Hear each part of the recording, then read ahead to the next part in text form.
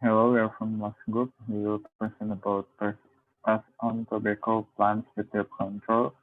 Uh, with um, with the group consists of me, myself, Muhammad and Akbar.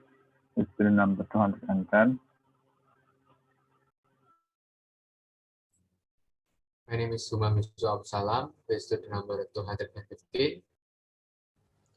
My name is Dian with student number 217. Okay, my name is Milzam Syati with student number 229. My name is Isna Yuni Istierin with student number 240.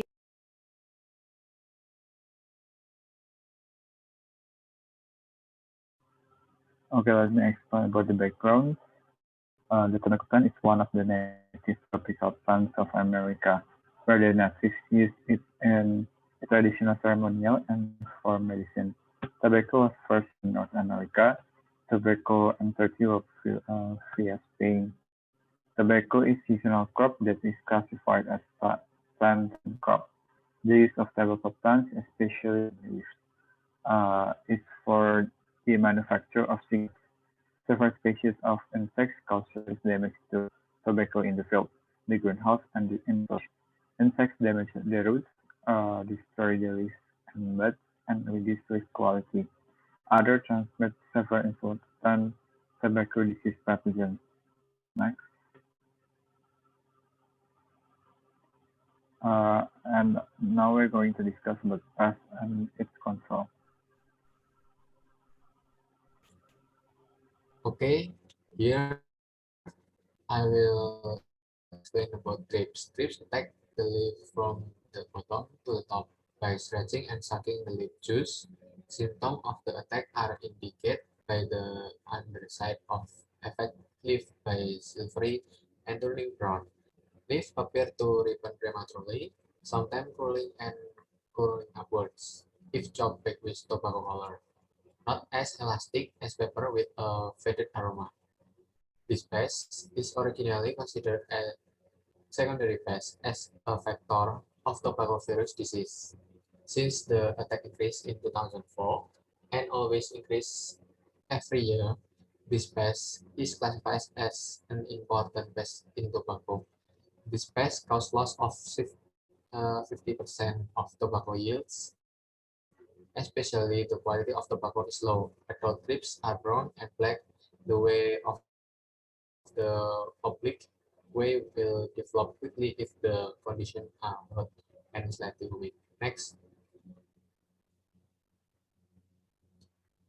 the control is first installation of blue, white, or yellow sticky traps, position of natural enemies, potential natural enemies that can be used to control trips are predatorily thicker beetle monoecious seccumatulus, one head per plant, and the pathogenic fungal concentration 3 times 108 spores per week.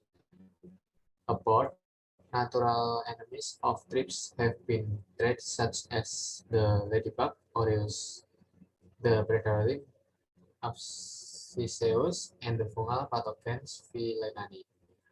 But spraying insecticides to control the thrips on plants as last resort. The recommended insecticide is a selective insecticide with active ingredients pressure 120 AC. The use of insecticide is carried out of the pest population has reached the control threshold.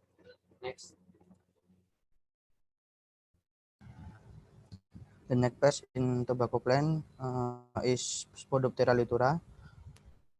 Young caterpillar eat leaf by leaving the epidermis.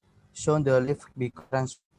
All caterpillar eat all part of the leaf and what is left is only the bone of the leaf. Caterpillar have varying color, but there is a main characteristic, namely the presence of a black neck-like line that is circular on the third segment. The cocoons are dark brown and present on the ground. Next.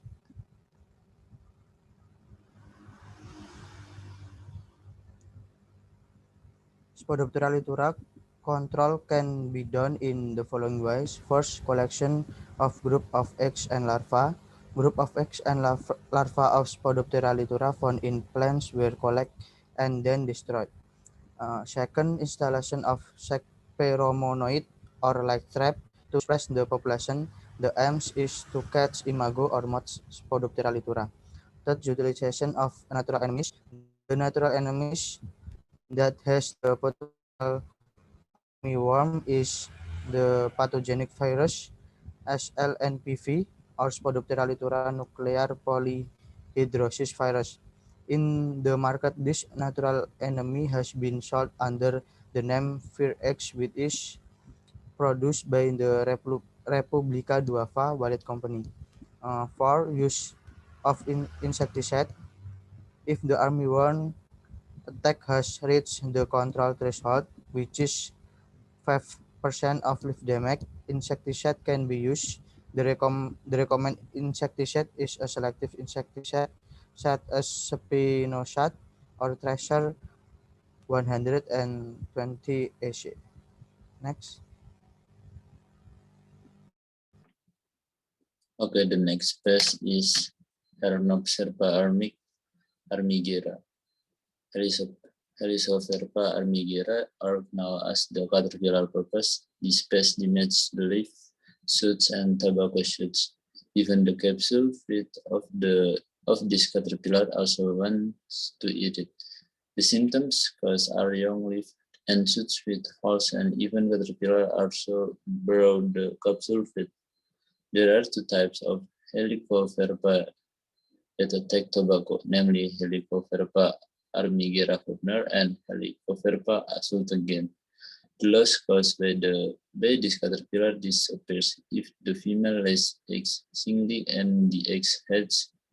All the plant are damaged and can cause significant loss. Have attack result and a loss about 50%. Next. Okay, the next is control of Helicoverpa armigera. The control of Helicoverpa armigera can be done in the following ways. The first control is physically. One of them is doing garden sanitation, namely cleaning weeds around the tobacco plants. This pest is polypagous, so it's possible the weeds around tobacco plants can also be used to breed. The next control is with mechanically control, namely picking up caterpillars in a population. This is not too dense, then destroying them. The next control is like biologically. The biological agents can be used for the fungus.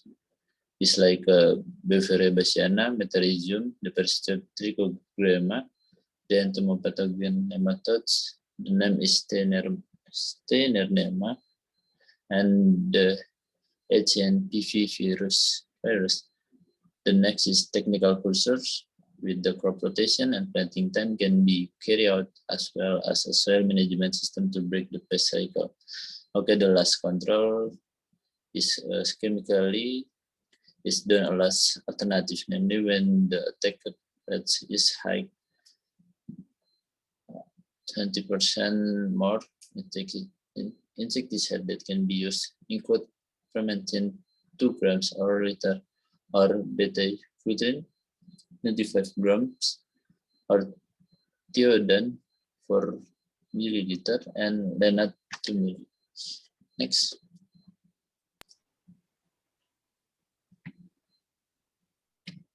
Okay, the last pest is pitch aphids or Mesos persicae. Pitch aphids are also known as tobacco aphids. Nymphs and adults attack young leaves by piercing and sucking leaf juices. Symptoms of attack are characterized by change in leaf texture and become ringed, twist, yellowish, stunted plant growth. Leaves wither and eventually die. In addition, aphids are vectors of PLRV and PVY viruses. The body is greenish yellow with a body length ranging from 0.8 to 1.2 millimeter. These lice damage tobacco plants and suck plants' leaf juices, attack in nurseries and plantations so that plant growth is inhibited. These leaves produce residue which which causes the leaves to become sticky and overgrown with black fungus. These aphids physically affect the color, aroma, and texture and will further reduce the quality and price. Chemically, the aphids reduce the alkaloid content, sugar alkaloid sugar ratio, and increase the total leaf nitrogen. Next.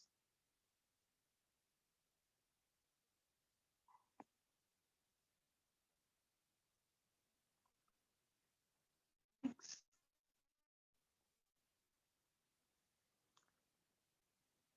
Okay, the space is controlled by first utilization of natural enemies, namely the parasitoid Apidius sp, the tiger beetle M. sexmaculatus, and the larva of the Cipidae fly.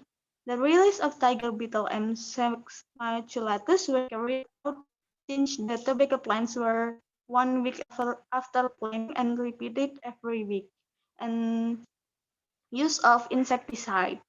If the page aphid population has reached the control threshold, which is 7 heads or 10 leaves, then per 10 leaves, then the crop is sprayed with the insecticide fipronil legend 50 AC.